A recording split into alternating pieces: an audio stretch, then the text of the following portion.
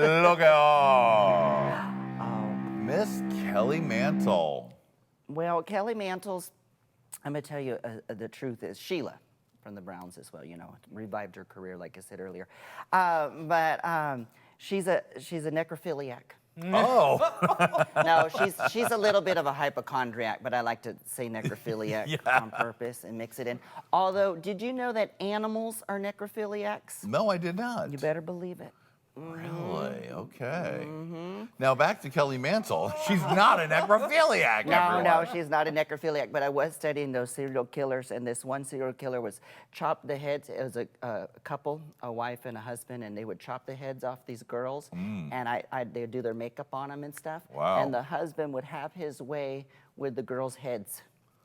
Wow. All right, back to Kelly Mantle, Tammie. Kelly Mantle and I also were in a group called the Rolls Royces for a while. All right. And we ended up performing in different little locations. I would get us most of the gigs because I'm ambitious, you know. And Michael was with me, Michael with the guitar and Oh, yeah, stuff. love him. And we're together, working together. We're going to be doing this Christmas special and some new material. But Kelly at the beginning was a little apprehensive about working with him.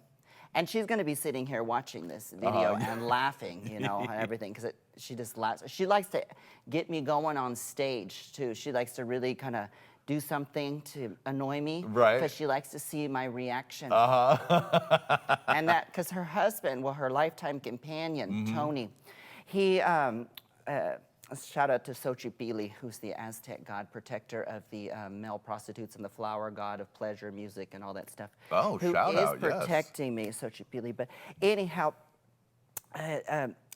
he'd be like, well, something's going on. What was wrong with Tammie tonight? She was kind of irritated, agitated on stage.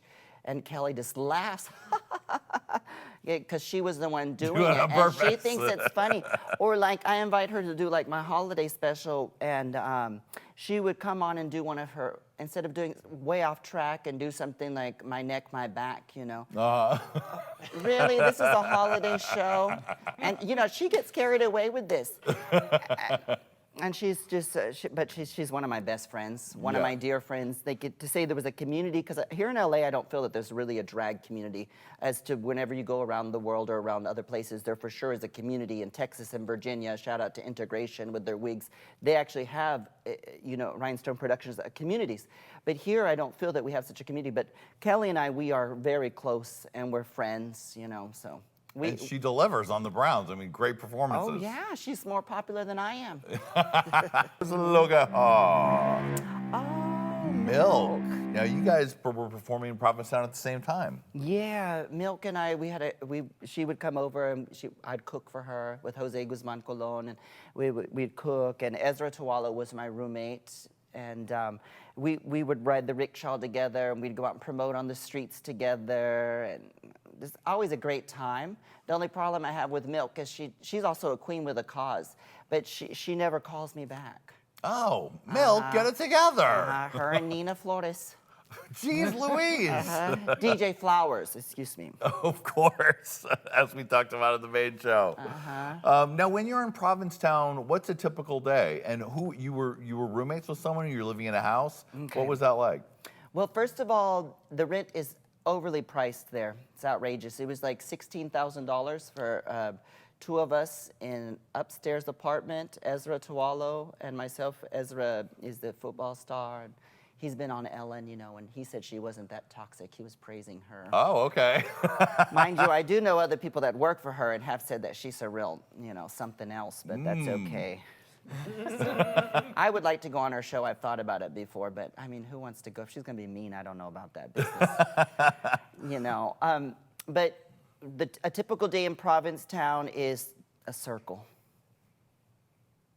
Right. Just a circle. Because you get up, you have your stuff, you go, you do on the street promotion. You go on the strip and you promote on the strip, and you have to hand out the flyers, and you do it in drag, and then you go and then you do your show, and you know, and then you do the meet and greet and whatever, and then you party a little bit or party all night. I didn't sleep much when I was there. I was really having a good time. Yes. I sure was, and riding around in my rickshaw. Now, Milk had a bit of a difficult time after her All-Stars, and the fans really sort of came after her, calling her delusional and everything else. What was your opinion of that whole situation? Well, it wasn't me. Well, I know that. I know. No. We've had her here and we love her. I don't think she's delusional. I think she's great. But Actually, she had a real high concept show last year, and being that she was at a new venue too, the sales weren't as well and stuff. Not like mine were the best either. You have to build up there, build up. But I think she's great. I think it's all in the editing, and I think she was feeling as Gia Gunn, wear your mask, said, feeling her oats. She was actually feeling her oats, you know. I thought, and she had a right to feel that she was looking beautiful, and because she was, she was giving them that, what is this, fish look or whatever they want, So I think she's brilliant, and I've told her before, you're a queen with a cause, and people need to loosen up, and stop paying so much attention to what Donald Trump is doing. Get out there and do something. Yeah, and stop acting like Donald Trump. Everybody's turned into own little mini Donald Trumps. Oh, really? Ay. Look at her. Jackie B. Now, as we briefly mentioned before, she just got a crowd-funded facelift, I believe. Yes. And I know that one time she had gotten that surgery for her stomach. And I went to see her out at the Hawaiian Gardens out there, the casino hospital. Okay. Over here by Long Beach. All right. Well, it's not a casino hospital. I just thought I'd throw that in there. If only. Well, you never know. Yeah, especially right. in these modern times. Sometimes when they perform those surgeries and they end up like leaving like a towel in your stomach or something. That would be bad. But Roseanne Barr, whatever, was the one who sponsored her first surgery. And I went out there with Travis, and I used to sleep in her bed in her house, the other house she had out there, the one with the big garden that was never tended to. And one time we were grilling some stuff, and I turned on the one side of the grill and burnt up the top thing. But we blame it on somebody else. Thank goodness, because you don't want the wrath of Jackie Beats. Oh, I'm not too afraid of her. That's good. No, I'm not. I told her, I said, I'm booking you for this, my gala. I actually booked her. It was Lady Bunny, Coco Prue, and Jackie. Jackie was the only one. And Delta Work I invited as well, because I worked with Delta for years, and Rajna. But none of them were able to do it. And then Sherry was going to come in too, but wasn't able to do it, Sherry Vine. But Jackie, I told her, you have to be nice. I want you to be nice to the people, and I want you to sing your GLBTQ, them, there, they, that song. Yeah. Yeah, because I just think that some of that stuff is just too crazy for me. But you didn't want Jackie to be tart and spicy? No, I want her to, be nice, and I want enjoy people, Right. Come on. She's so big and bold. I just love it. And brassy, she says, and sassy. Yes, she is. Chew your head off. And if you're in the audience and you're, yay, Jackie, Right. But I love Jackie. I really do. What was that Tammie Brown? You did the celebration of Tammie Brown, 20 years of Tammie. What was the experience of doing that, having a whole night? We all do shows, but this was really like a retrospective, a celebration, a gala. What was that like on you? Well, I want to say something else about Jackie B. Oh, okay. She also sponsored with the Kiss nails for, the box used to come with like over 21 nails in there. And she'd give me half of the box because they fit my fingers. So for about a year or two, back 10 years ago or so, she sponsored nails for me all the time. God bless. God bless her, oh Lord in heaven. The gala was great. The attendance was great. We packed the house. Thank you to Jules from Long Beach. And we packed the house, and I had a Michael Schmidt design a dress. I had Beverly Lux design another piece for me of special fabric. My family came from Texas. I had a lot of my favorite friends there, and I sent out invitations, and it was really nice. It was just it was stressing for me.